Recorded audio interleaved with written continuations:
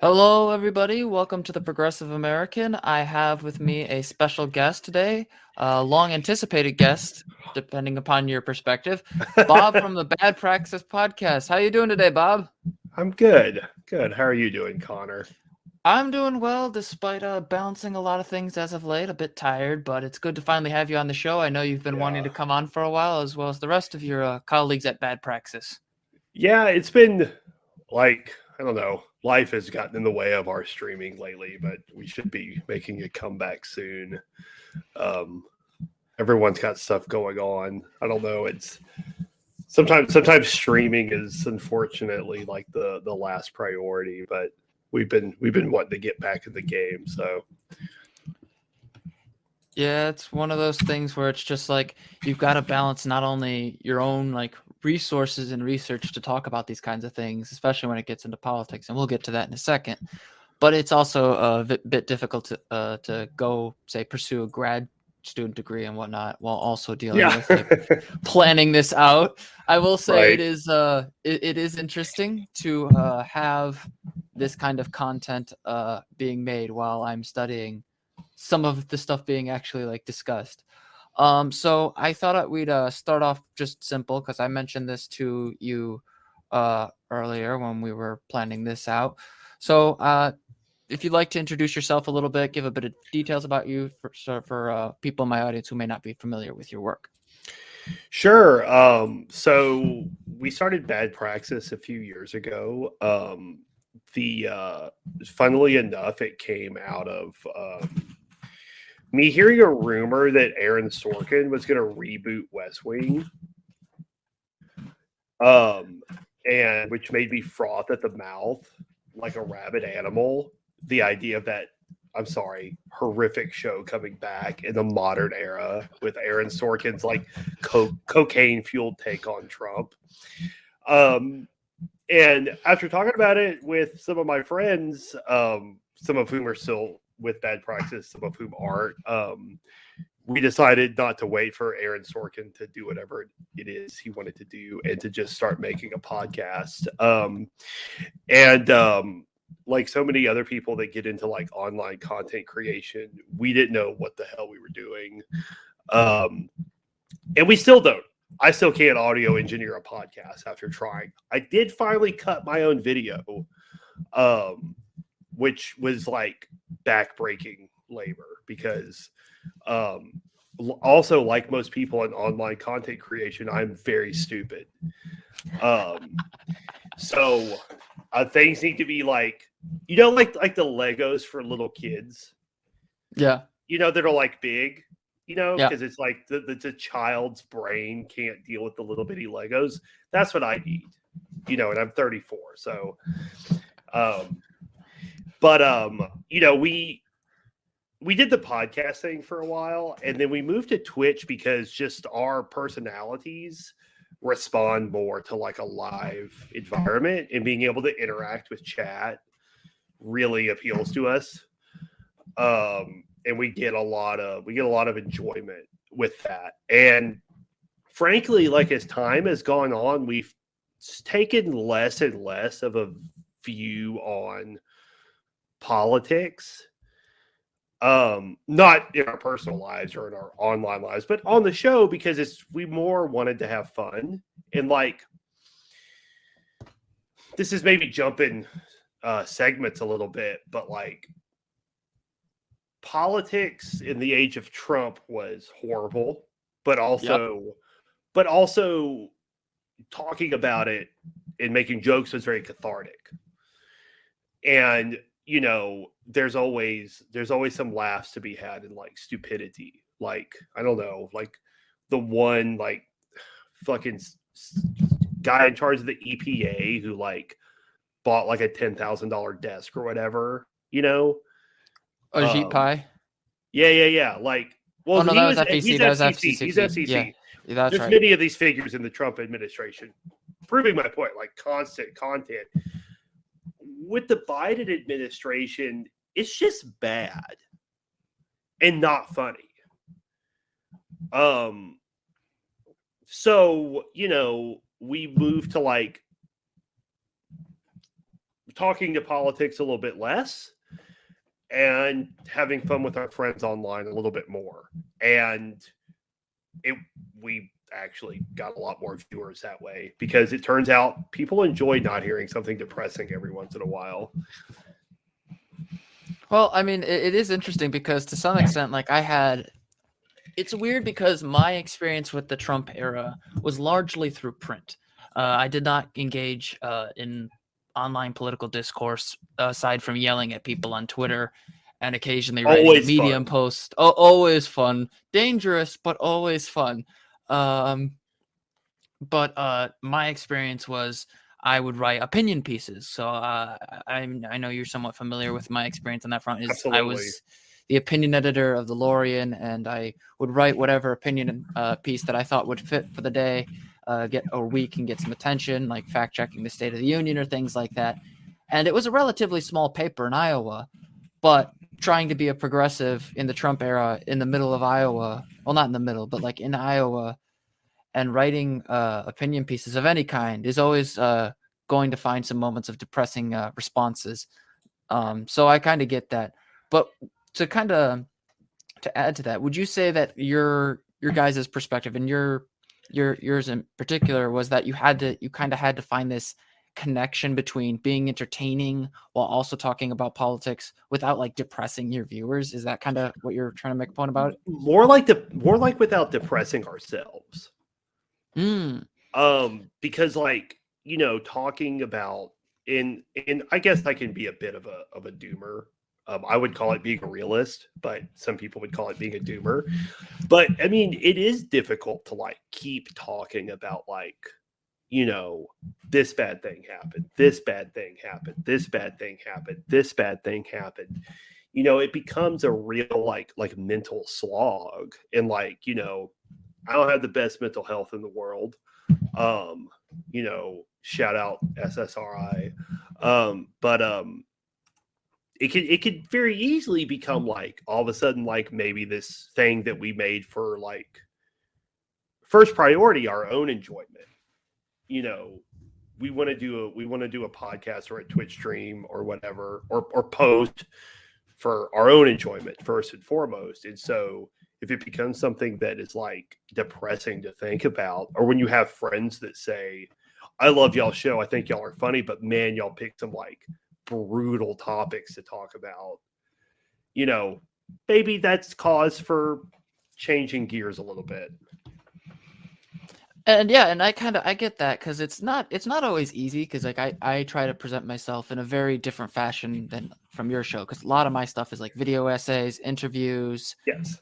And I mean I'm wearing a dress shirt in the podcast for those who are listening to it but not watching. So part of and it I'm is shilling from my own show, so with my T-shirt. So yeah, it works out. It works well. So like I get the need to kind of balance this attitude of like I don't want to depress myself and my audience to the when maybe there's something we can't do about that.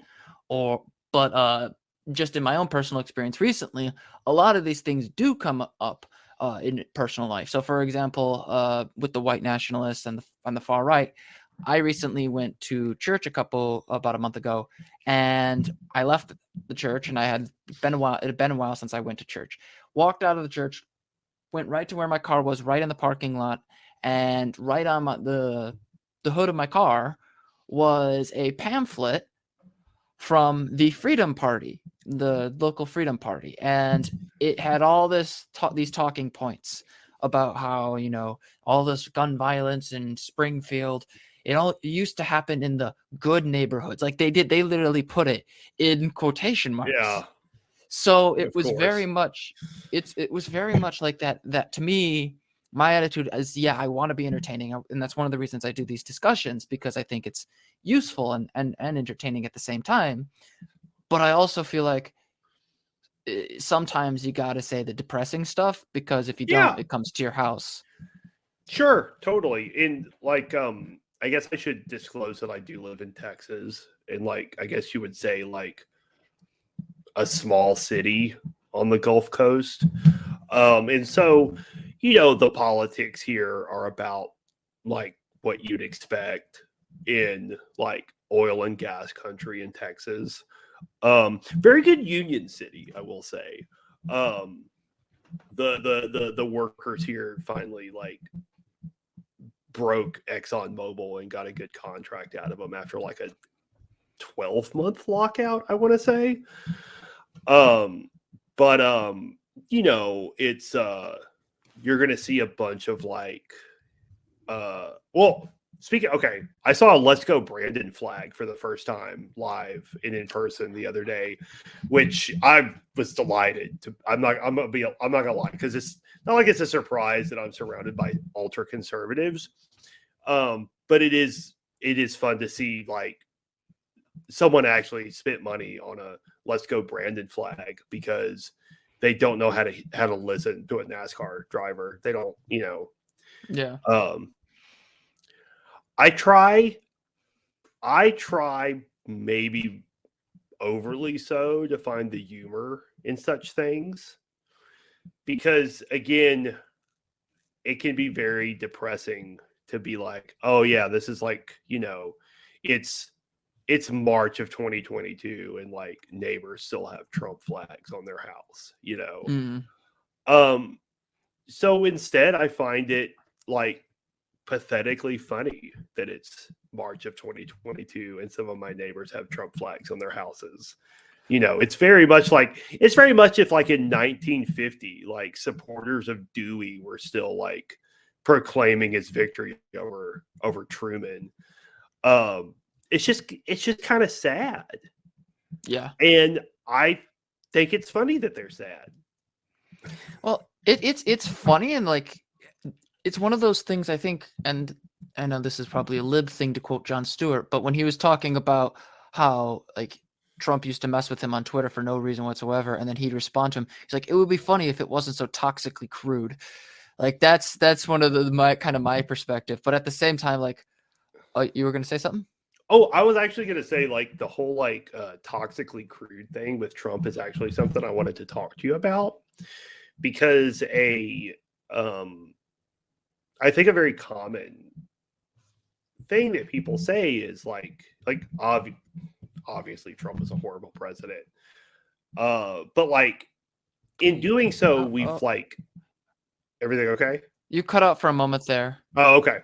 Yeah, like in proclaiming the obvious truth of what a horrible president Trump was, we've done things like rehabilitate George W. Bush. And Trump could probably have 5 terms and not rack up the body count that George W. Bush did. He killed 1 million people in the Middle East. Trump is more grotesque. Trump is more, you know, openly, you know, disgusting. Just, you know, just this stupid, venal, vile man. But it is very disturbing to me that, like, you know, what George W. Bush did, you know, really the crimes of last 40 years of American presidents just kind of got swept under the rug because the American people elected like the nastiest man on earth. Because as a society, we don't want to think about the 1 million people that we, the American people, you know, had a hand in killing in the Middle East. You know, we don't want to talk about the like, you know, drone strikes of Obama of like American citizens, because that's too beyond the pale for our brains to reckon with, you know. But we got the bad man off of Twitter, and that's what counts. We got the bad orange Trump off of Twitter. Yeehaw, we won. Yeah. Those are honestly the things that depress me the most, because it's a kind of collective amnesia. I make the joke that I feel like I'm insane because I can remember events that happened 15 years ago, which seems to be something that, like, particularly our media, just like, you know, every 4 years it's like wiping a magnet over a hard drive. You know, that is exactly it. Well, there's 2 things I like that. The first is, like, I 100% agree that the presence of Trump in our media has lowered the standards to a point where we turn a blind eye to all the horrible things that our predecessors did and continue to support. I mean, let's be real. Dick Cheney probably should have gone to The Hague, and so should have Bush. Well, there's an interesting point about that I won't interrupt with, but I'll say later. Yeah, I'm sure you've got plenty. I'm sure you got to say. But the other thing I think is important to recognize is it's not just like Trump was nasty or whatever. It was that the way his rhetoric was utilized actually had direct effects on, or more was correlated with. I don't want to assume causation here, but there are studies that show after Trump rallies, hate crimes would increase by massive proportions in the regions where the rallies occurred. Mm-hmm. And so to me, it seems like they're two separate problems, but one results in the death of significantly more people, but both are extremely disturbing. Unfortunately, our media doesn't reflect that nuance because I think they're looking at it purely from like a horse race journalism perspective, where it's like every 4 years, what are they going to do for the election? Even after the previous one ends, they're thinking about the next election without considering the long-term policies. And I think I would say that I think Trump made it a lot more like openly acceptable to be like a racist weirdo. But on the other hand, like the 3%ers and militia types have been around for a long, long time and really never got talked about that much. I did want to interject with your, blatantly true comment about Bush and Cheney should have gone to The Hague. Do you know why that's legally impossible? The United States still refuses to join the International Criminal Court. No, it's worse than that. There is a law on the books that if any American serviceman is charged by The Hague, we will invade the Netherlands. Do you know what statute that is? Because I heard something to that effect. I could probably find it. I didn't know if I knew we were gonna. If I knew I was gonna mention it, I would have found it. But that is a law on the books that was passed by the Bush administration because they knew they were going to go do some war crimes. And that's the other thing. Like, I do think in this context of like American political advocacy, if whatever you want to call it, or interactions with the world, we seem to think of ourselves still on this like island away from everybody, when in fact we are a major contributing factor in the world's problems and in many of its worst impulses. I would say for the most part, if we're not the cause, we're the secondary cause. The principle of America in the post-World War II era is that the strong will do what they will and the weak will bear what they must. Ah, dang it froze again. Oh man, and that was a good line too. What'd you say? I said, so the founding, like the governing principle of America foreign policy in the post-war era is that the weak will, the strong will do what they will, and the weak will bear what they must. Oh, yeah. So, and it was tempered a bit by, during the Cold War, it was a multipolar world. Now, after the fall of the Soviet Union, which is a whole nother episode or whatever, but like it became a unipolar world, and the United States pretty much did whatever it wanted to on a global scale. Molded Eastern Europe exactly how they wanted it to, almost succeeded in doing that with Russia. And it's been a type of peace through strength, Pax Americana, which there's inevitably a ton of blowback from. And we're seeing a lot of blowback from certain actions right now. And it's been that way for 60 years.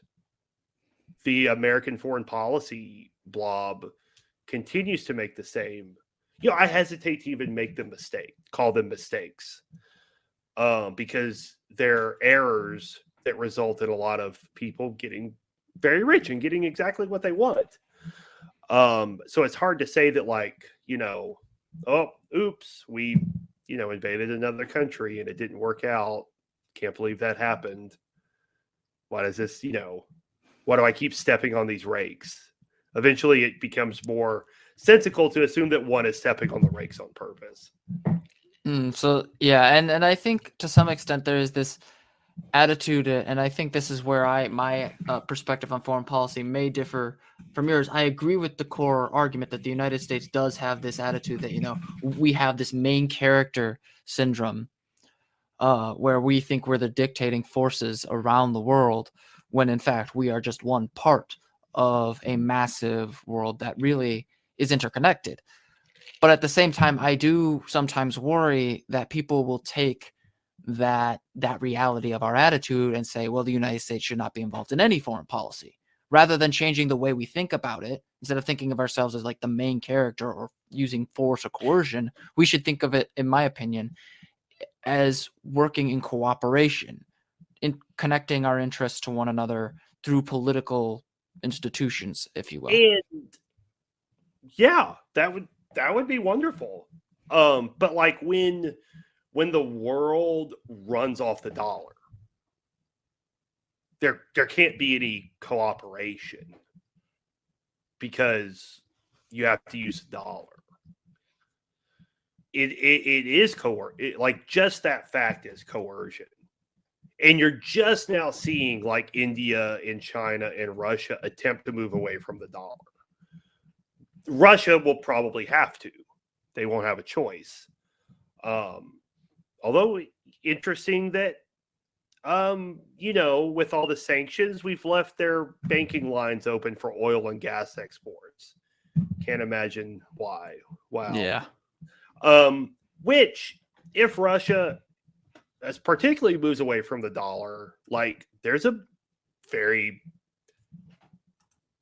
very weird situation that could develop with Germany, who basically totally relies on Russian natural gas right now. Their industry, heating their homes, it's Russian. There's 2 massive pipelines. They go straight to Germany.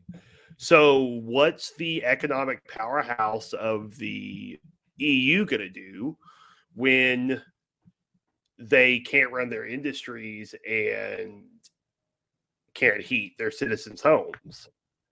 Like, these are the questions that, like, I would really like to see, like, one person raise in, like, the normal news media.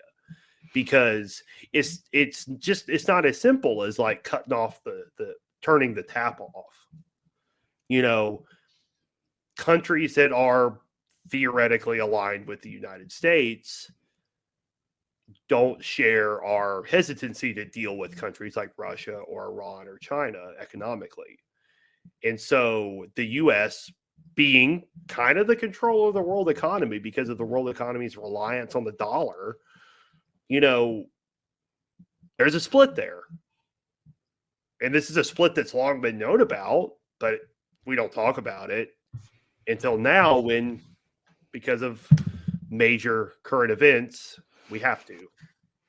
Well, and we can get to that in a second, but I actually do want to kind of point out that, yeah, I think that one of the things that does not get talked about a lot is we are not existing in the same context that we did 30 or 40 years ago, or even 10 years ago.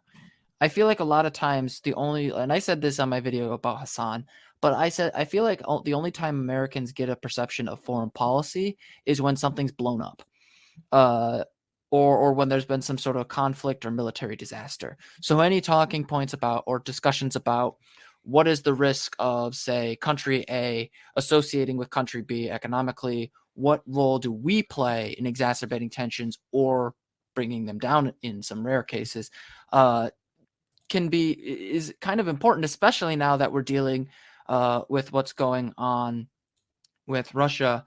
I just wanted to further ask, like, when it comes to the issues of like China, India, and Russia, China and India in particular, do you think it's so much that there are concerns about the United States' coercive power through the dollar, or do you think they have a different worldview about how they want to interact with the other nations that influences their decisions to withdraw from the dollar, or both?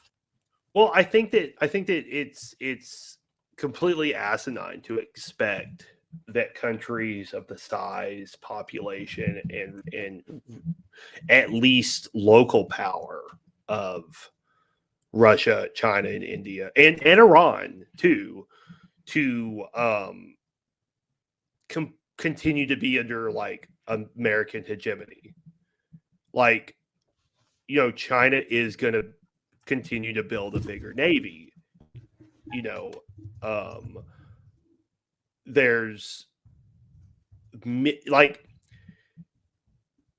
once again, we're reaching a time where there's not going to be just one big player on the field. America enjoyed close to 40 years of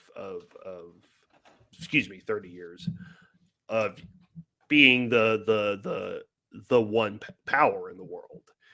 And that's definitely over now. If it wasn't over before the Russian invasion of Ukraine, it is now. And China's right there along with Russia, hand in hand.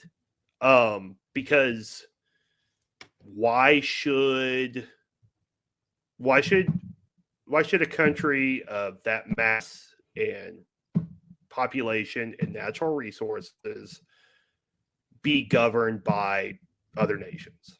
Essentially, it's a totally natural geopolitical outcome for a nation like that to spread its wings, so to speak. It's predictable. It's unfortunate, but again, it's a lot of American foreign policy decisions were, I like to call them, the original sin of this. Yeah, and then like I just sent you in the chat. I almost kicked myself out of the stream. I've done that so many times in StreamYard. Don't feel bad about it. Yeah, so I do kind of want to hit on the China element of this, because to some extent, China does, like many countries, want to maintain its own independence economically, but at the same time, it is their national bank that determines, that fixes some of its currency to the U.S. dollar in an attempt to make sure its imports cost less when exported to the United States. Its exports cost less when sent to the United States. Yeah. So, to some extent, this is where I'm kind of getting into that worldview thing. What do you think has kind of changed from China's perspective on its worldview, considering that interest that might motivate them to move from the dollar? Because if I were China and my biggest trading partner was the United States, that doesn't get brought up by either side all that much because it hides the China, it annihilates the China bashing. What way would we handle that kind of thing? Well, so from China's perspective, it's a really easy answer. Your next door neighbor that you've maybe had some border conflicts before, but now you're on pretty good terms with, has an incredible trove of natural resources. They're very cheap and they're very quick to transport to your country. Russia has like 10% of the world's natural gas reserves, among, tons of petroleum, whatever. China's a very natural resource poor nation. So you're not going to get all that from America or from the West in general. So economically, it makes sense to align yourself further with Russia because they have it, it's cheap, and they want to sell it to you. Now they have to sell it to you. So in a way, it's almost like it's not so much that China is objecting to coercion itself, but they just want to be the ones doing it to somebody else. And well, that's what everyone wants to do. Yeah. Sorry to say it, but like no, it's not wrong. It's just I was just clarifying. But the other thing I kind of worry about, because personally, I'm not a big fan of the United States being the sole determining factor. In many cases, that makes us more impulsive, unwilling to learn about other nations. and particularly unconcerned with the consequences of our policymaking, whether that's in the last 20 years of our intervention in the Middle East or just in general.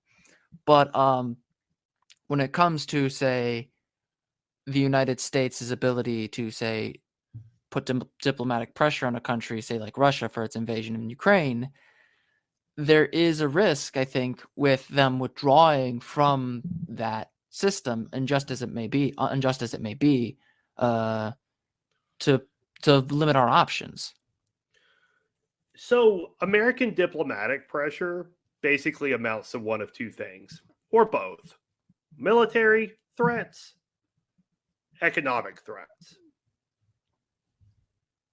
That's it. We really, it's a, you would think diplomacy was a carrot and the stick kind of thing, but it's really more just the stick. There's just two different sticks. And so, Russia does a horrible thing, invades Ukraine.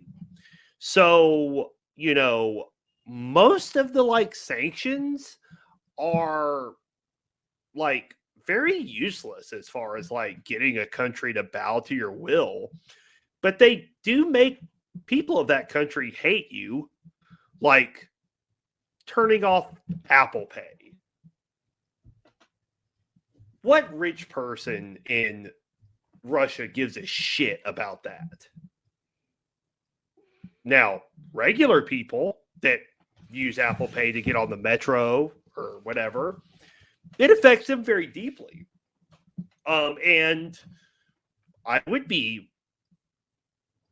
supposedly the reason for that is to get ordinary Russians to rise up against their government. First of all, I wish someone would do that to America. We deserve it more. We deserve it way more. But that's really not how that works in the world. It tends to band populations together against a common enemy or oppressor or bully or however you want to put it. Because if I'm a middle-class Russian and I'm trying to get on the subway to go to work and I can't use Apple Pay and I can't use Google Pay and my Visa card has been shut off because that happened as well. Visa and MasterCard stopped working in Russia. And now I'm trying to find cash to get on the subway to go to work, but I can't go to the ATM because my fucking cards don't work. Who do you think that person would be mad at? Probably the people that shut it off.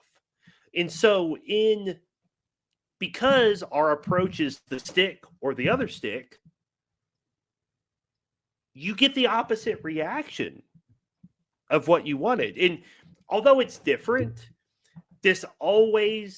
situations like this always make me think of Donald Rumsfeld in 2003 saying, they will welcome us as liberators in Iraq, which didn't fucking happen. Stupid. You're stupid if you believed it.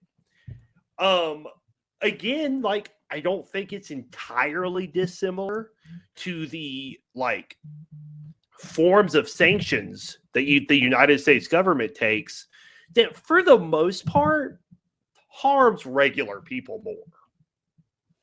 Mm. Now, some Russian billionaires that keep their money in other countries, like the UK, deeply affected by it. That might actually work. That's not a bad idea. But turn it off. Russian content creators can't get payouts from Twitch anymore. That's ludicrous. It's just it's so performative, so that Twitch or YouTube or whatever can be look, we're doing something, we are helping. And it's okay, what, the Russians are going to stop their invasion of Ukraine because people, whatever the best gamer in Russia is, can't get their fucking Twitch check? Ludicrous. So instead, we instead of using the carrot, we beat people with both sticks. And yeah, wall another country off. So you mentioned the use of the sticks. So I just want to get your understanding. What exactly would be the carrot in this situation? Because if you're like an administrator or you're the president for that matter, and you're trying to deal with this in a way that prevents or at least attempts to restrict Russia's ability to continue its invasion and use resources to fund that invasion, what would be the carrot? I mean, Russia and the United So States haven't been in good condition. The carrot is you don't let it get to this point. Because when you're at the point of stopping a military operation after it's begun, you've lost. The cat's out of the bag, so to speak. So when I brought up original sin earlier, this is kind of what I was getting at. You know, the current sin is Russia invading Ukraine and killing a bunch of people. The original sin of this conflict is NATO eastward expansion. We said we wouldn't do it, and we did. And looking at it from an objective, cold-hearted geopolitical mind, of course Russia is going to lash out eventually when NATO, which calls itself a defensive alliance, but that's not exactly true if you look at the history of their very few military operations, is all of a sudden on your doorstep. And then, like it's 1962, we start putting missiles in Poland. Well, who are they aimed at? There's only one option there. So the idea is to not let it get to this point. The West could have invited Russia into NATO. It was on the table. A lot of people wanted it to happen. But it was blocked. There's a counter organization to NATO.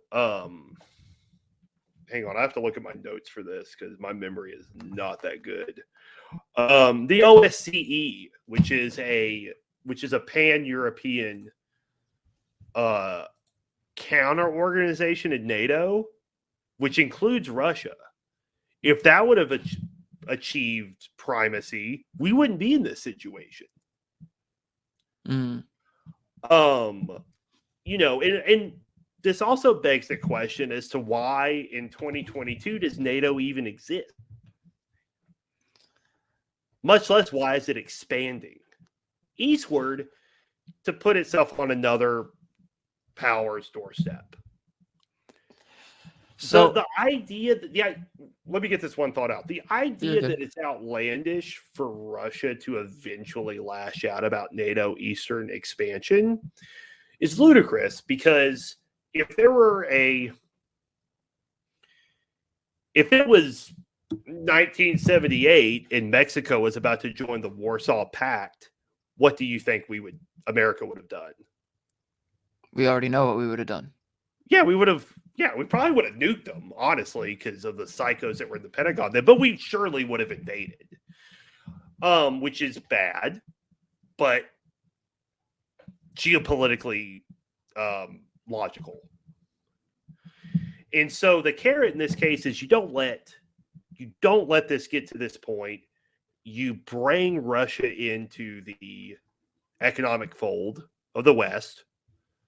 You bring them politically into the fold of the West, and you don't put a military alliance 3 feet from their door. And the idea that allying with like Russia and Putin would be some sort of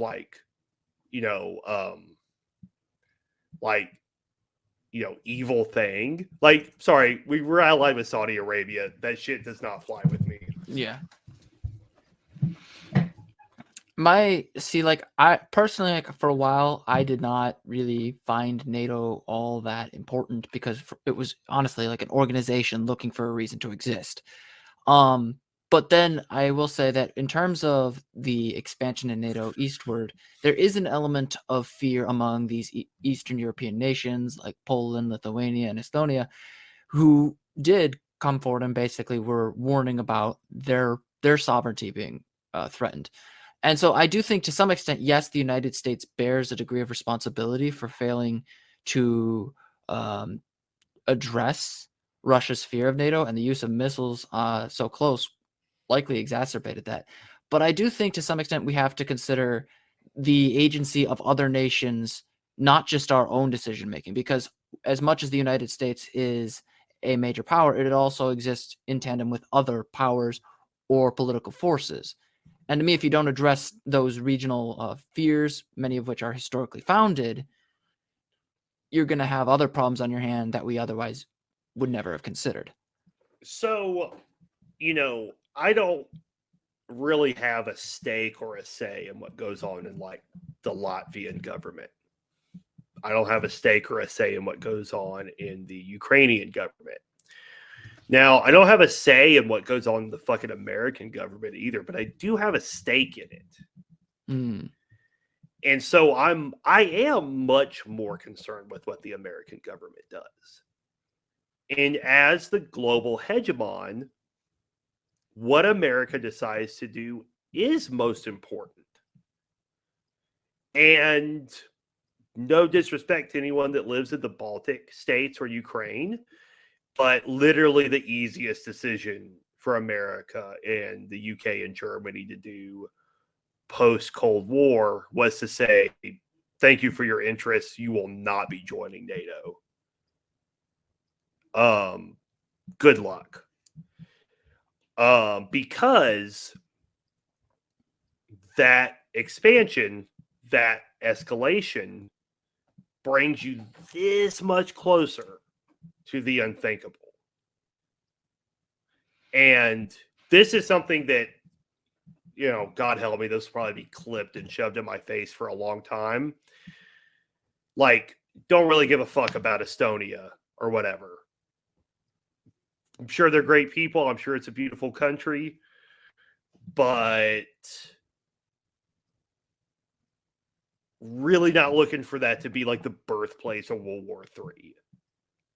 Which, not asinine that it could be. I don't think it's going to happen. I think that the principles of mutually assured destruction will like always win out. But, the West kind of put itself in a pickle there. Because being the world's policeman hasn't really worked out for anybody. Most of all the people we're trying to protect, they've suffered the most. So I don't know that continuing to do that on an eastward path is such a like stellar idea. And the West is kind of reaping what they sowed. Not saying anyone in Ukraine deserves it. Don't get me wrong. But this was some form of this was pretty predictable for a long time, especially since the 2014 Maidan coup, which the West absolutely had a huge hand in. And I will say that a lot of times when I say America, I say that as a stand-in for the West, because like the UK, France, and Germany do not have clean hands in basically anything I brought up. All right. So on that note, I'll just switch into sort of the Biden administration's response to what has been going on. I know you mentioned briefly the sanctions, but we were trying to get into a little bit of the history there.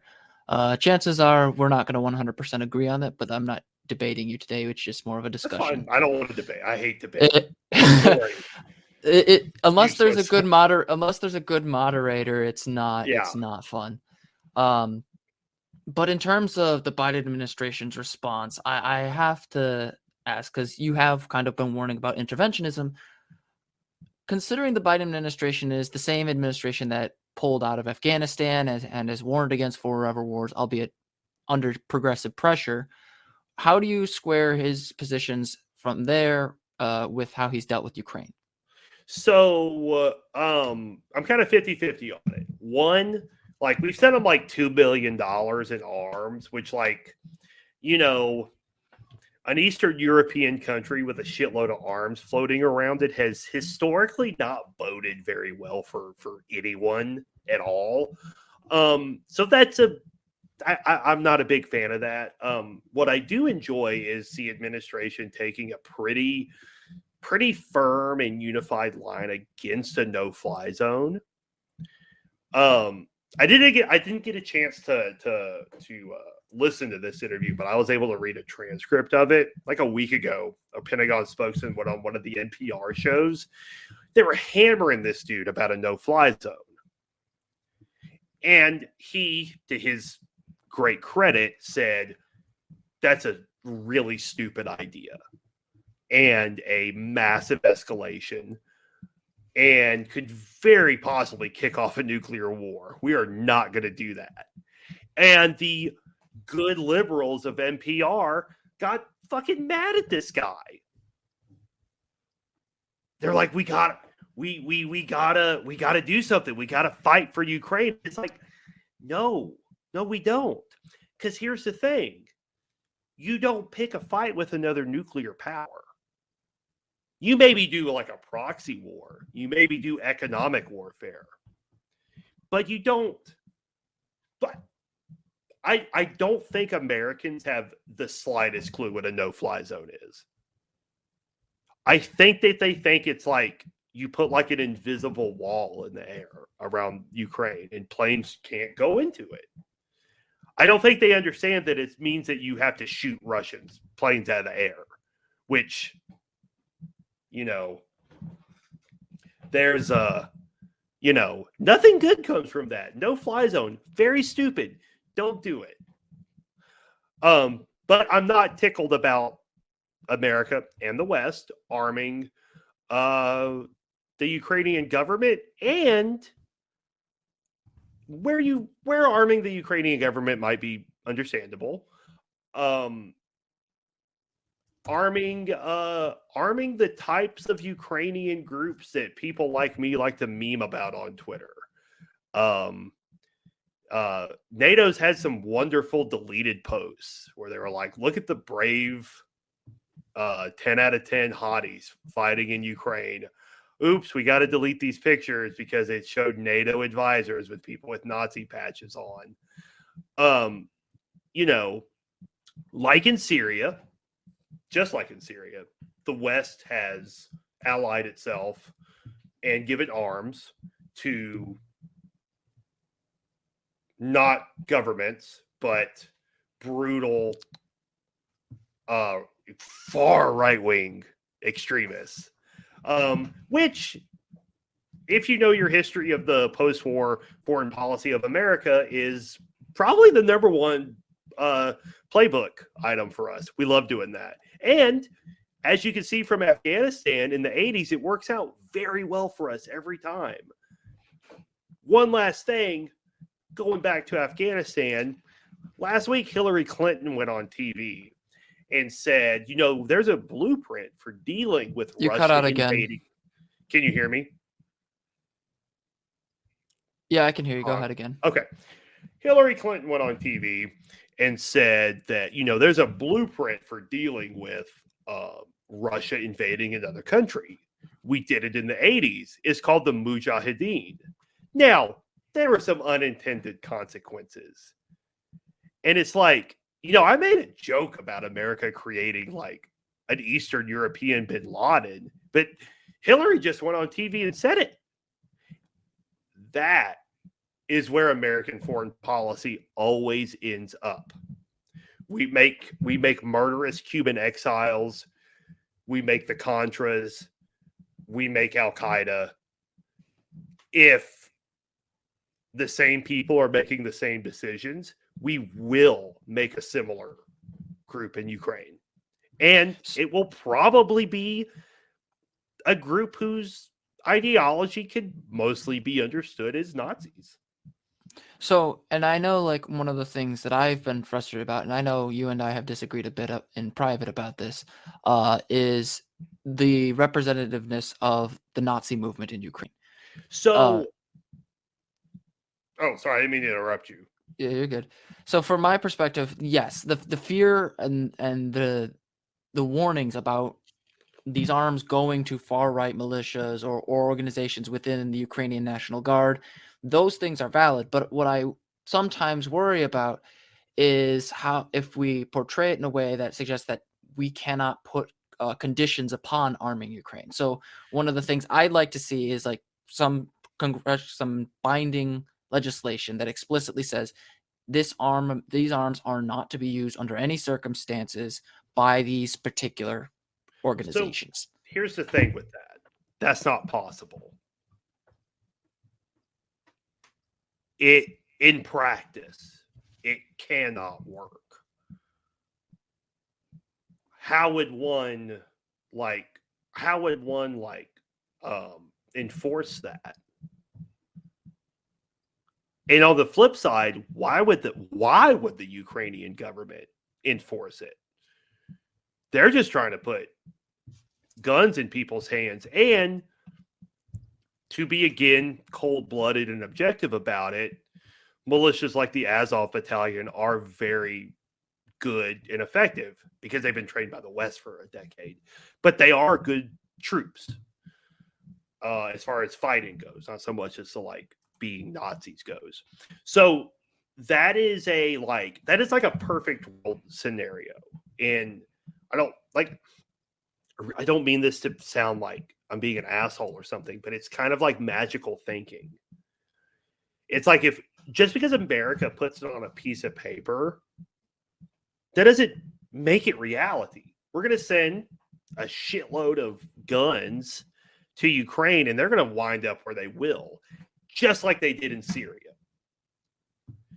And you could damn well bet that, like, Congress didn't intend for, like, you know, various Al-Qaeda splinter groups to wind up with American weapons, but they did. Same thing's going to happen in Ukraine. Now, that, you know, imagining that for the present, though, completely memory holes the past 8 years of the West, you know, not just arming far-right militias, but planting advisors with them, training them. This is all pretty well documented. Now, a lot of people say that, like, well, like the far-right movement isn't, like, big politically in Ukraine, and that's absolutely true. Like, anyone who says that, like, oh, well, you know, Ukraine's a Nazi country. That's not true. But a huge part of the militias and irregular troops are far-right groups. They're open Nazis, or they're Banderites, or they're OUNB members. These things are super common in the armed militias in Ukraine, as they would be in any country. Like, American militias are far right wing. You know, like South African militias are far right wing. It's very common. It's I would even say, like, natural for these things to happen. What isn't natural is for, you know, NATO to choose these groups to be armed. And, like, I think it was 10 days ago, Nexta, which is a official Ukrainian news source, posted pictures with NATO advisors teaching a bunch of troops how to use Javelin missiles. And I'll be goddamned if one of the first people in that photograph didn't have an Azov patch on his shirt. That's the shit that's really maddening, because just like in every single conflict we've stuck our nose in, we're just opening up the Pandora's box of M16s and Javelin missiles to whoever wants them. You know, and of course nationalists want them the most. That's kind of their reason for existing. So there is no way to arm Ukraine without arming the right wing. It's not enforceable. Alrighty. Sorry about that. I just had to send a message. My big thing is because this is where I struggle, because generally speaking, I do not support interventions. I from the very beginning, I supported the withdrawal from Afghanistan even before the Biden administration announced it. But one of the complications that will always kind of be at the back of my head is, at what point does a nation's sovereignty merit a protective response? And unfortunately, it seems like right now, the international community, as normative as that term exists, has not been able to adequately answer that. And in the instances you've outlined, have actually sometimes made it worse. I could answer it really easily. Any conflict between Russia and the West will at minimum involve tactical nuclear weapons, if not a full nuclear exchange. During the Cold War, the NATO's plans for like what to do if Russia invaded Europe, immediate use of tactical nukes. Now, the problem with that is Russia doesn't have the like extremely high-tech detection systems that America does. If you believe the U.S. government, and I don't see any reason not to in this case, the U.S. can detect a ballistic missile launch anywhere on Earth at any time. Russia can't. So their nuclear policy is, if one nuke gets lit off, they're launching everything. Now, this principle of mutually assured destruction guided the world through the Cold War. But if there's a situation where the West is really putting its foot on the pedal in Ukraine, and God forbid something insane happens, like Russia involves a Baltic state and they invoke Article 5 of NATO, you're going to see almost immediate tactical nuclear weapon usage, because one or both sides won't see a choice. And this has been pretty well documented in military circles for the past 50 years, which I am that kind of nerd that reads that kind of shit. So I don't consider myself an isolationist, but I am when it comes to going against a country with the bomb. I used to always say this about Iran, okay? But the reason a country gets the nuclear bomb is that no one can do anything to you when you have it. You'll never have to see a cruise missile or a drone in your life if you have the nuke. Which is why no one really talks about North Korea anymore. Because we can't do anything to them. Because if we do, they'll wipe Seoul off the map. They'll wipe Tokyo off the map. Because they've got the bomb. And you don't have to have great missiles. You just got to get it close. Just lob it over there. So, no, like, there is no way out of this except for trying to broker some sort of deal between Russia and Ukraine. And Russia, there's no way Russia accepts any deal that doesn't involve an independent Donbas region. I know I mispronounced that. And Crimea being recognized as part of the Russian Federation. And I don't know that Ukraine would go for that, even though they should. It would be a good deal. Alrighty, so with that out of the way, I'd like to thank Bob for joining me. Again, I always like to hear from you. As much as we disagree on many things, you're always welcome back on the show. Same for Kennedy and Omni, and I look forward to talking to you. Absolutely. And I'm glad we have that policy, because honestly, I cannot take any more hostile nonsense. Yeah, people get weird, but Yeah. I try to remain regular in as many ways as I can. Yeah. Except with anti-vaxxers. Everything there is. Well, that's anything different. like that. Sometimes you just Yeah. gotta yell at people. Yeah. But no, I had a good Alrighty. time, man. All right. Thank you, everybody, for watching. This will be up on my YouTube with editing and as well as the podcast as I think the 43rd episode. But we're going to head out. Take care, everybody. Have a good one, y'all. Thanks for listening. Thank you very much for watching.